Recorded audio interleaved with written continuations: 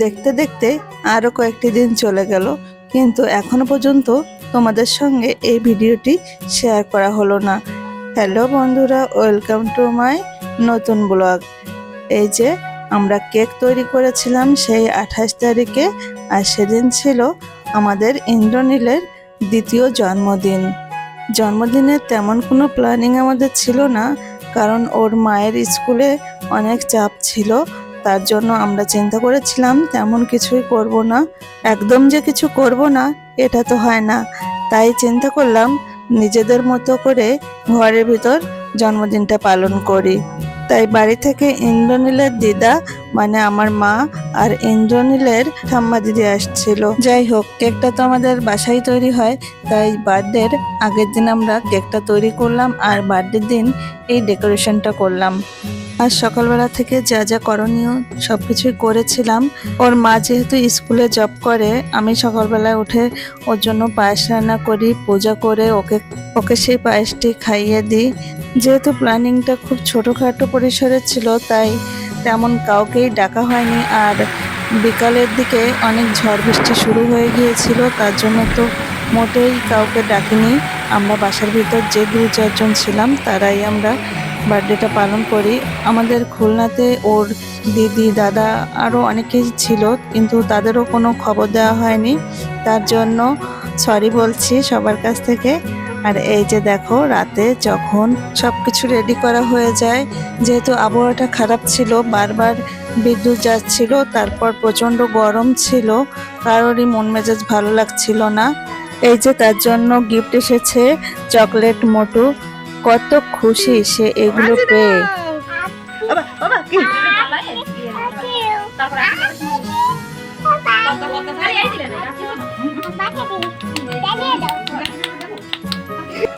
ও কম বেশি সবার কাছে যায়, কারোর সঙ্গে দুষ্টু করে না, কিন্তু ইদানিং সে কোলে থাকতে চায় না, তার জন্য ওদের কাছে যেতে চাচ্ছে না। এই আমার মা আর ওর ঠাম্মা মানে আমাদের মাসিমা।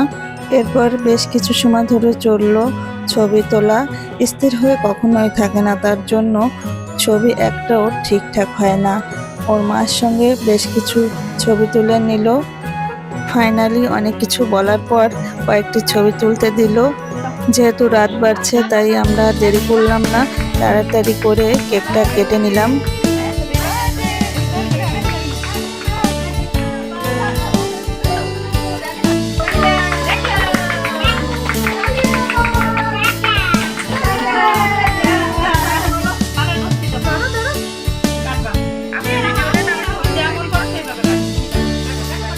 বার্থডের আনন্দটা ও যেহেতু বোঝে, তাই একদম কিছু না করে থাকতে পারলাম না, তার জন্যই এই অনুষ্ঠানে আয়োজন করা। অনেক অনেক খুশি হয়েছিল এই জন্মদিনের জন্য, কারণ জন্মদিনটা ও দেখে আর জানে সবাইকে হ্যাপি বার্থডে বলতে হয়, এইগুলো জানে। এরপর আমি আশীর্বাদ করে নিলাম, একে একে সবাই আশীর্বাদ করে নিল। সব কিছু ভিডিও ক্লিপ নেওয়া নাই, তার জন্য আর শেয়ার করতে পারলাম না। যতটুকু ছিল ততটুকুই তোমাদের সঙ্গে শেয়ার করলাম। এই যে আমি আবার তাকে দুপুর বাড়িতে করে পায়েস খাইয়ে দিলাম। এই পায়েসটা আমি রান্না করেছিলাম ওর জন্য। এরপর ওর পাপা কেক খাইয়ে দিল। ওর আসলে খুব ক্ষুধা লেগে গিয়েছিল, তার জন্য খাওয়ার জন্য ব্যস্ত হয়ে পড়েছিল।